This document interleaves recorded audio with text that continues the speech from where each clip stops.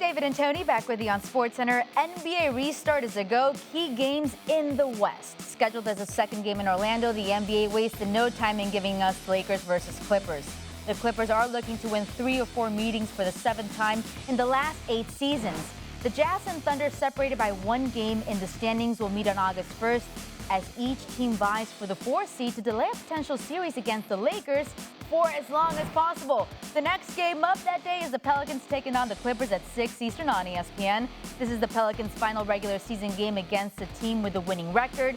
And the top 2 picks from the 2019 draft clash August 3rd on ESPN as Ja Morant's Grizzlies take on Zion's Pelicans in a meeting that's sure to have major implications on the race for the 8th seed in the Western Conference. Remember, the Pelicans don't have to catch the Grizzlies for the 8th seed to make the playoffs. If any team is within 4 games of the 8th seed, there will be a play-in tournament. The 9th seed would have to win 2 straight games to get in the field. Memphis has the 6th toughest schedule, which could open the door for that to happen. NBA champion Kendrick Perkins joining us this morning on SportsCenter. Perk, since last night's schedule release, a lot of the conversation has centered on the Pelicans as 6 of their 8 games come against teams with losing records. What's your reaction to the schedule? Well, listen, the Pelicans got the easiest schedule of all teams, in my opinion, right? And they're in position to be, they got put in position to be successful, and rightfully so. When you look at this young Pelican team, this talented team, they have one of the most underrated backcourts in the league.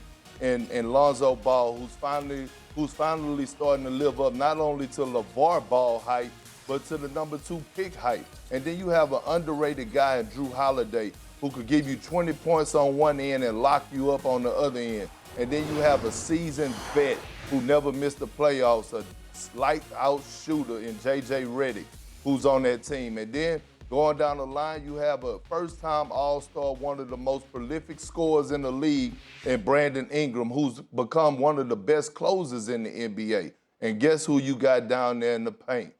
Box office Zion Williamson. This kid is a stud. He's one of one. He's a generational talent.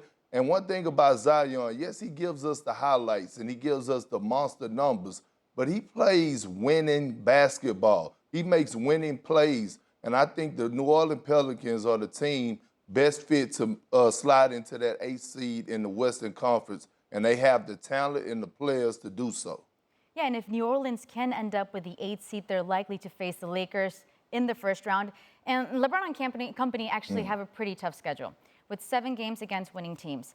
How do you think they should approach the tune-up to the playoffs? Well, when you look at the Lakers, they was playing some of the best basketball before the pandemic. They were playing at a championship level. You know, guys were being stars in their role. So they have to take these 8 games very seriously, in my opinion. One, they have to get their rhythm back. You know, guys have had a 3-month layoff, and, you know, they have to get their legs up under them. 2, with losing Avery Bradley, the chemistry. They got to develop their chemistry, probably, you know, inserting Dion Waiters. And if they sign J.R. Smith, guys got to learn to play with each other. And 3, most importantly, Frank Vogel, he got to figure out his rotations. Again, which guys go fit here? Who's going to play where? Who's going to play at this position? So these 8 games are critical for the Los Angeles Lakers, not for seeding-wise, but just getting the preparation for going into the playoffs. Thanks for watching ESPN on YouTube. For live streaming, sports, and premium content, subscribe to ESPN+.